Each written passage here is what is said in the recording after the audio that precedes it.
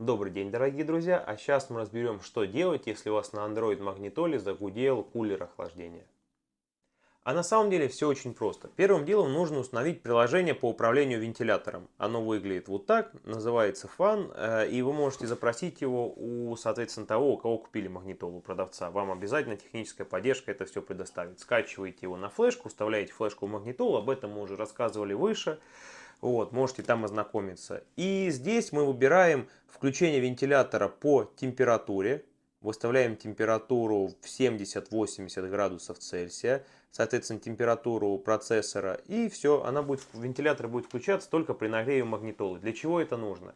Когда магнитола холодная, особенно зимой, смазка в вентиляторе загустевшая, и поэтому он может гудеть.